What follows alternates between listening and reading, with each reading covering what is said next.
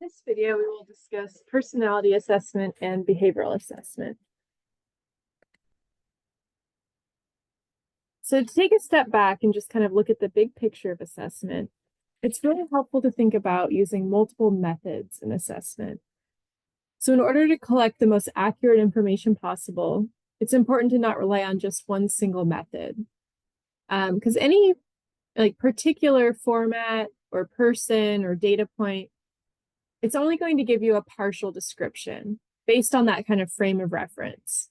So, you talk to a client about their own concerns, it's going to be different than the way a parent talks about their concerns or the way that you as the clinician might observe their concerns.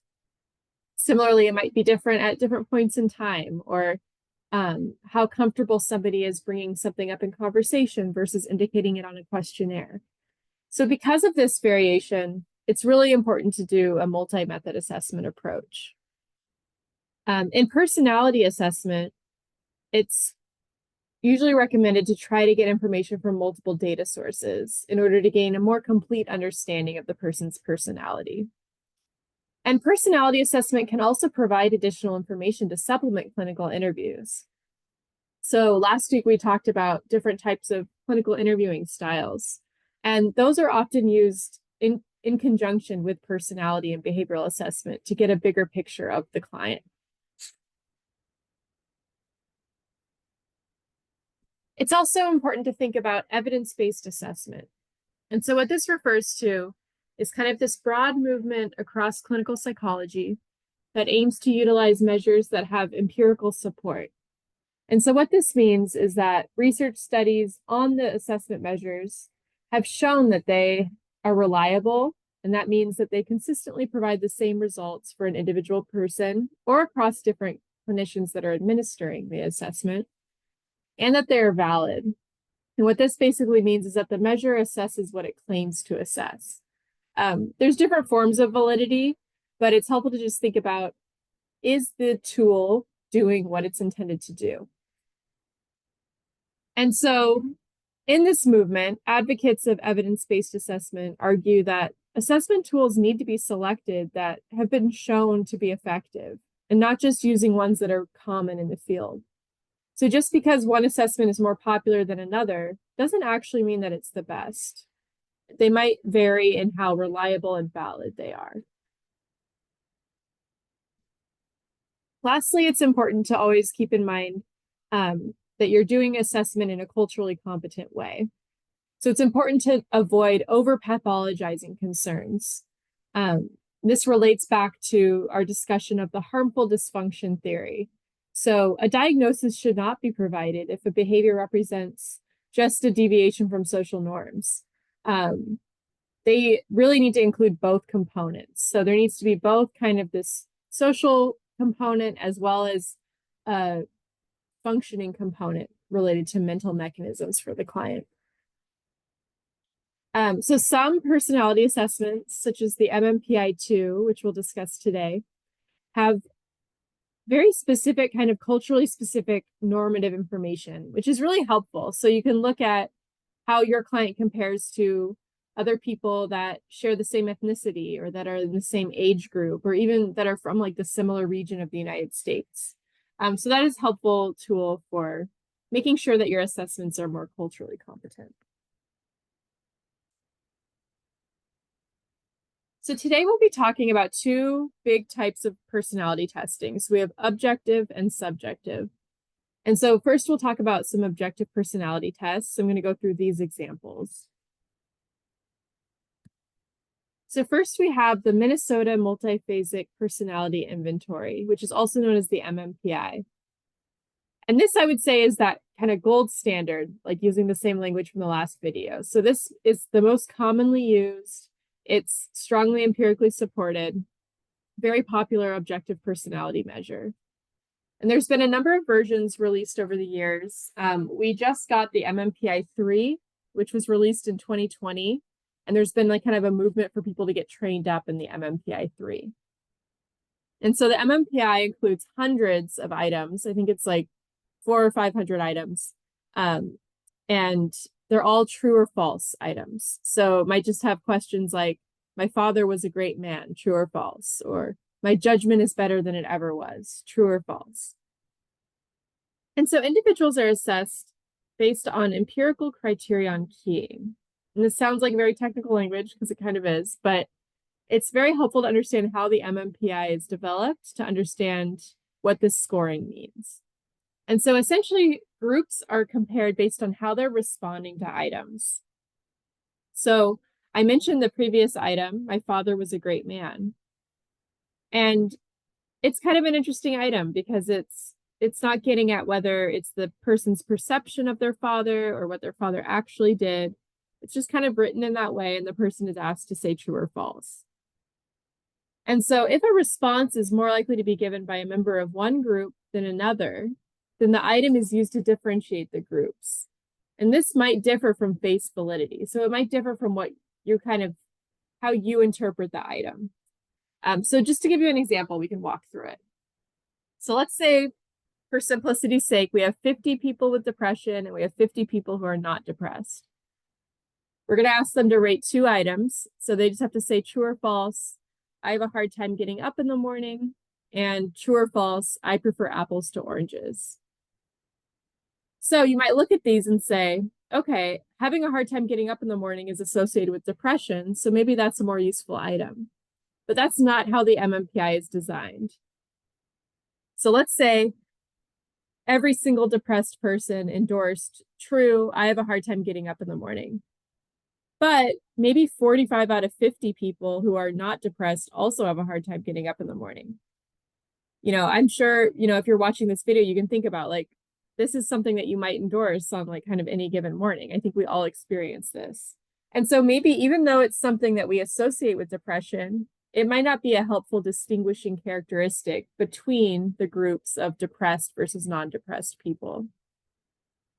So let's just pretend that for some reason, 45 out of 50 depressed people said they do prefer apples to oranges, and only 20 out of 50 non-depressed people prefer apples to oranges. That's a meaningful difference. And that is maybe then getting at something that is helpful to distinguish the two groups, even if it doesn't appear to relate to depression at all. So the item about my father was a great man is more about the pattern of responses that people give and not the face validity of their fathers. And so I think a helpful analogy that the textbook uses is it's kind of similar to how Amazon shopping works, where it'll recommend purchases to you that other customers have made that are based on your purchasing history. So if you all have ordered the same 2 items, it'll start recommending you things that the other people ordered as a 3rd item. So it's a similar type of system, and it's not necessarily as intuitive as other tests, but again, this is very empirically supported. It has worked over the years. The MMPI is also helpful because it includes validity scales. And so this is designed to help kind of catch certain types of test-taking attitudes. So for example, we have 3 different validity scales. So we have L for lying. So this could be what people call faking good. And so this could be that people are trying to cover up that they are not having symptoms by trying to show that they are appearing as better than they are. And so the way they do this is kind of include some really uncommon items that people probably should endorse. So things like, I have a hard time waking up in the morning. Most of us can say true, that happens to us. And if somebody is kind of not endorsing any of those, then they might be falling into one of these faking good categories. We also have faking bad. So things that are pretty infrequent where people might be endorsing them. So they might be trying to kind of make it seem like they have things like psychosis or multiple personalities when really they don't. And so they include items that most people are not going to endorse, and even some kind of made up things that really no one should be endorsing. And so I want you to kind of think about what are some situations in which people might want to fake good or fake bad. So one example for faking good might be if somebody is taking a test to get a job, and this is kind of a personality test to kind of weed out people who maybe have personality traits that the employer is not looking for. The person taking the test is going to want to present themselves well, and so they're going to kind of try this faking good. On the other hand, someone might try to fake bad if they're trying to get services, or in forensic cases, if somebody is trying to, plead guilty for reason of insanity, they might have reason to want to fake bad. So they might be more likely to endorse items that are not true to them. And so these are kind of unique to the MMPI and can be helpful in looking at the overall validity of their test taking. So the MMPI is used for a lot of different applications. A common use is just to kind of help support the kind of validity of a DSM diagnosis. So if you do a clinical interview, you talk to the client, this is just another way to gather some information. The results of the MMPI kind of show you how someone will fall on things like depression or anxiety or neuroticism, and it can help you kind of form your conceptualization of what's going on for the client. It might be used to determine placement decisions, so where someone should best receive services. It's also used in forensic evaluations, as I noted, and employee testing. It's also been noted that it can be used as kind of a brief therapeutic intervention. So for clients who kind of just want to learn more about themselves, there's this kind of trend of doing like a therapeutic assessment. So there are positive benefits that can be gained just by, doing an assessment and understanding more about yourself. And so this can kind of be combined with a feedback session that goes over the results and talks about kind of the implications of having different personality traits. Some of the criticisms of the MMPI are that it's too long. So it takes quite a long time to answer, up to 500 true and false questions. And so this requires like the ability to focus for that long and the ability to read all of the different items. The validity scores, while they can be useful, they also can be pretty easily fooled. If the client's paying attention, if they kind of know a pattern of responding, especially if they have any sort of background in psychology, they're pretty easily fooled. And it focuses really on psychopathology rather than other elements of personality. So although it gives you measures on things like neuroticism, which is like considered to be a personality trait, it's really focused more on things that map onto DSM diagnoses. So then we have the PAI, the Personality Assessment Inventory. And so this, instead of being true or false, it has 4 response options, ranging from totally false all the way up to very true. The PAI is useful because it has a lower reading level, so 4th grade reading level, compared to other objective personality assessments. And it includes clinical scales that are similar to those found in the MMPI. And then it also has like a few additional areas, such as alcohol problems, borderline personality features, things like that. And so some clinicians just prefer the PAI. They prefer kind of what the output looks like. It also has strong empirical support. So it's kind of a matter of preference for what people like to use. We also have the Milan Clinical Multi-Axial Inventory, which, similar to the MMPI, it's true-false. But a difference between the MCMI and the MMPI is that this includes a lot more personality traits, as well as personality disorders that are not found in the DSM. So things like self-defeating personality or turbulent personality, these are not really defined in the DSM, but the MCMI can kind of give more information on different personality traits that might lead to kind of disordered personality.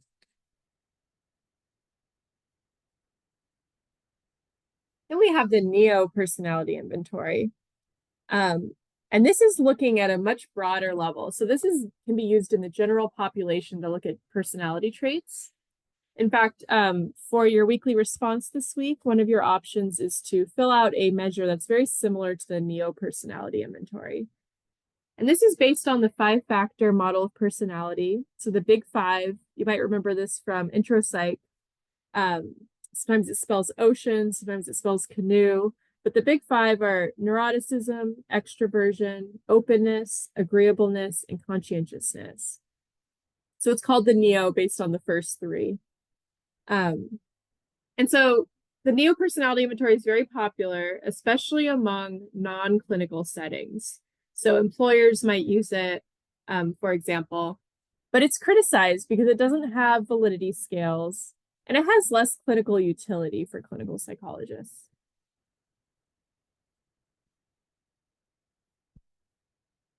And then the last type of objective personality test we'll discuss is a symptom-specific objective test. And so this is just one example. There's many different symptom-specific testing that you can choose from. But the Beck Depression Inventory is a really popular one for measuring depression symptoms. So the current one is the BDI-2. It includes just 21 items. Each item just gives 4 sentences, and the person just picks the sentence that best applies to them. So for example, 0, I never think about dying, all the way up to 3, I constantly think about dying. And in this way, it is actually very useful. It has a lot of clinical utility. So, if you have a client that you've already diagnosed with depression, you can kind of give them the BDI every month, kind of see how their symptoms are. However, its scope is more limited than these broader tests. So rather than testing for someone's personality, it's looking at specific symptoms. Because of this, though, it is more useful for therapy work. So it can be used for tracking symptoms across time and hopefully seeing like a pattern of improvement.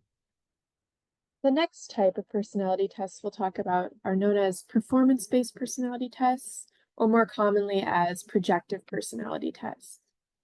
And so some common examples of these are the Rorschach ink blot method, the thematic apperception test, also known as the TAT, and sentence completion tests. And essentially what projective personality tests do is they make this assumption that people will project their personalities when given ambiguous stimuli. So what this means is when you present somebody with something that is ambiguous, that is neutral or has kind of multiple directions it can go in, any information you're getting from your client's interpretation of that stimuli is coming from their inner personality. And so these tests are inherently often qualitative, and they're often based on the psychologist's kind of interpretations of the client's responses. This differs quite a bit from the objective personality tests, which were more based on psychometrics and gathering data across a larger sample and then using quantitative methods to identify patterns in how people are responding. So we'll talk a bit more about some of the common projective personality tests. So perhaps one of the most famous ones is the Rorschach ink blot method. And so in this test, as you've probably seen in old movies and that sort of thing, psychologists ask clients to interpret an ambiguous ink blot. So here are just some examples of what the ink blots look like.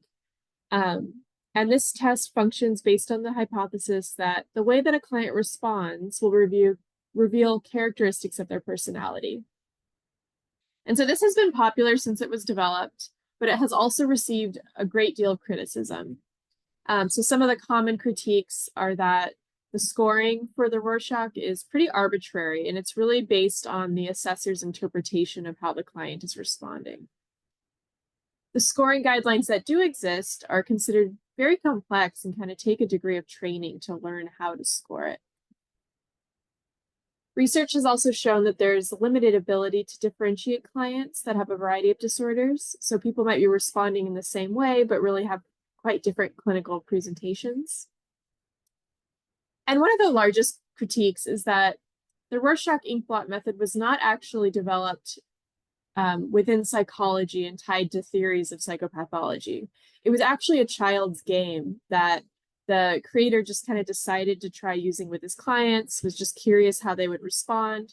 And then he kind of republished it as a psychological test. But because of this, it wasn't developed with psychological theories in mind.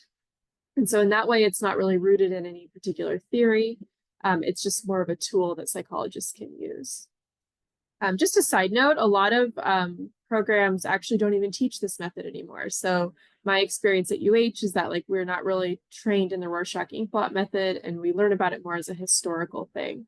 but there are psychologists out there that are still using the Rorschach inkblot method.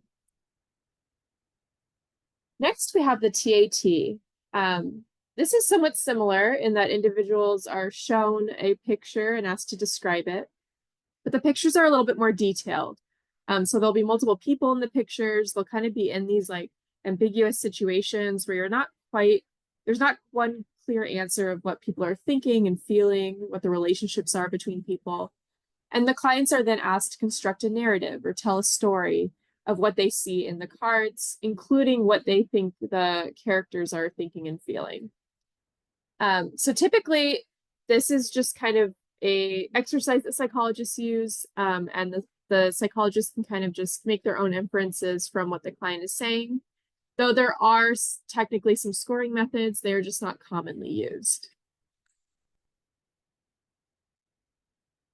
Next, we have sentence completion tests. These are often used as almost like an icebreaker with clients. So you can kind of give them some partially written sentences, such as, I enjoy blank, it makes me furious blank, I feel very nervous blank, and just ask them to complete the sentences. This is also useful for children as kind of an exercise you can do in session. But this is based on the assumption that how individuals complete the sentences will provide insight into their personality. So on one hand, it can just help you get to know the client better, kind of tell you what they like and dislike and how they feel about certain things. But you can also look at overall patterns and themes. If there's kind of like a more negative response style that might be associated with depression or an anxious response style. And again, this is often subjective, so it's up to the clinician to just interpret the client's responses how they wish, although there are technically scoring systems. And this is often used as a way to just kind of provide additional qualitative information to supplement more objective measures.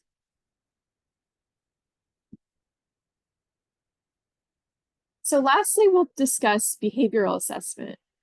And behavior assessment is a bit different from the different types of assessment we're going over this week. It's a little bit more involving the psychologist using their clinical skills, and it kind of more directly ties to treatment, in my opinion. So behavior assessment, or behaviorism more generally, is built from the premise that behaviors are not just signs of underlying problems, but that instead behaviors are the problem. So what this means is someone could interpret a child who's having difficulty staying in their seat as an underlying problem associated with hyperactivity related to ADHD, but you could also just look at the behavior itself, the difficulty remaining seated, as a problem that can be fixed with behaviorism. And so, as I've been discussing, this is highly related to the concepts related to behaviorism and behavior therapy, where there's a lot of focus on the antecedent, the behavior, and the consequence. So the antecedent are the things that happen right before a behavior occurs, and then the consequences are what happens right after a behavior occurs. And in behavior therapy, the idea is that you can modify the antecedents and consequences to then modify behavior. And we'll be going over this a lot more in chapter 14. We're going to spend a whole week just on behavior therapy because there's a lot to discuss there. But today we'll just be talking about kind of the assessment component of behavior. So the most common type of assessment for behavior is a behavioral observation, or sometimes called a naturalistic observation. And this is really just attempting to observe the problem behaviors as they occur. So this often is used with children because children are more often kind of in a closed context or like a captive environment, such as a classroom. But it could be used in like an inpatient unit. It could be used with permission with adults in other settings. So for example, if a student is throwing tantrums in the classroom, then the clinician would likely go to the classroom to do a behavior assessment in the classroom. And so the initial goal of a behavior assessment is to simply just define and quantify the behavior that is causing difficulty. So something like a tantrum, you can kind of think about, what is a tantrum? So when a 5-year-old throws a tantrum, what do you see? You might see them cry, you might see them scream, you might see them throw objects, you might see them run away. There's a lot of different things that could be kind of part of the definition of what a tantrum is. And then it's important to kind of quantify. So how long does the tantrum last? How often is it happening? And so this is where this structured, more systematic observation is conducted to really measure how often is the behavior happening, how long. There's also a lot of focus on the antecedents and consequences. So what is happening right before the tantrum?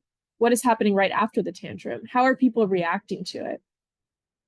And the ultimate goal is to really determine the function that is being served through the behavior.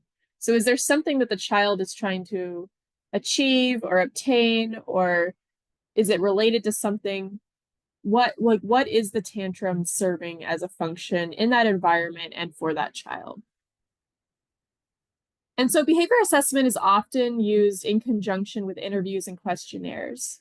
But interviews and questionnaires focus more on the functional components of the behavior. So what this means is it's more about reporting how it's impacting the child's learning or the child's relationships at home or at school. Whereas the behavior observation is really helpful for just observing the behavior and understanding how it relates to antecedents and consequences. So we can just walk through an example together.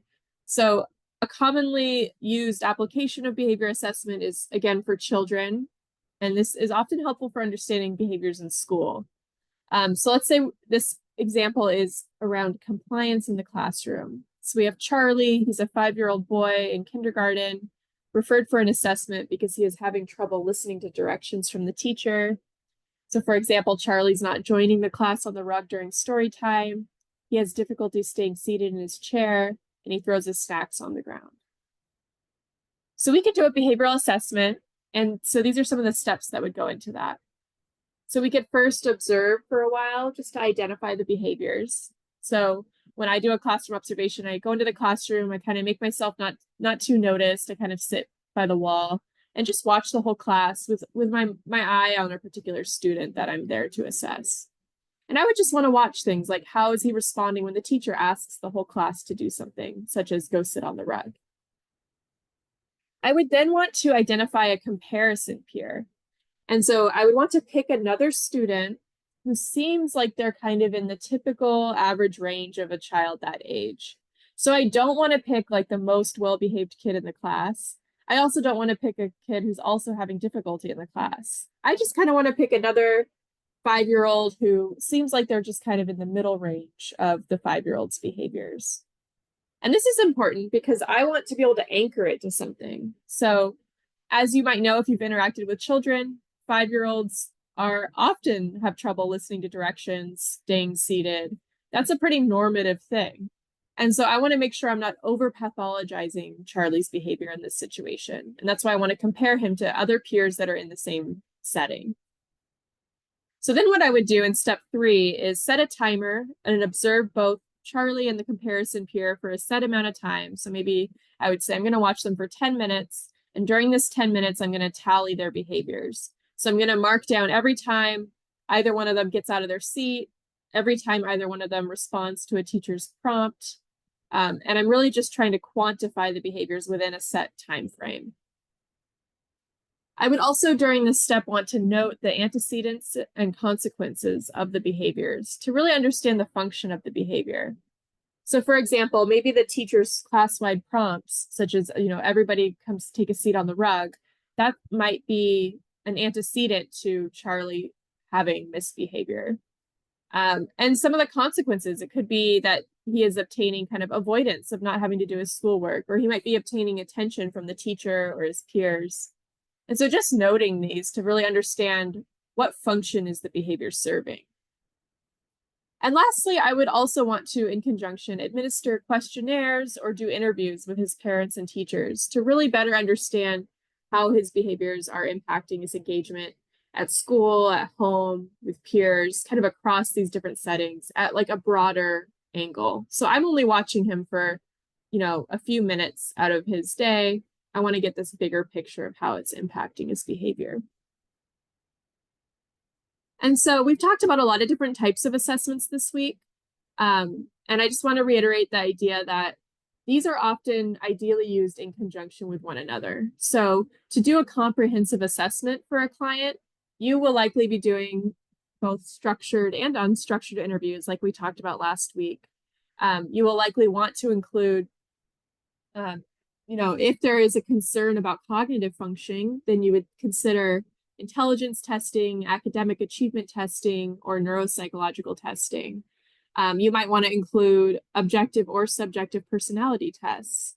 And then particularly with children, you might also want to include a kind of behavioral observation component. And so to do a truly kind of comprehensive assessment, it could include, as many of these parts as necessary, and oftentimes they do. And so assessment is can be its own whole area. Some psychologists, can have a whole career just in assessment because there's so much here.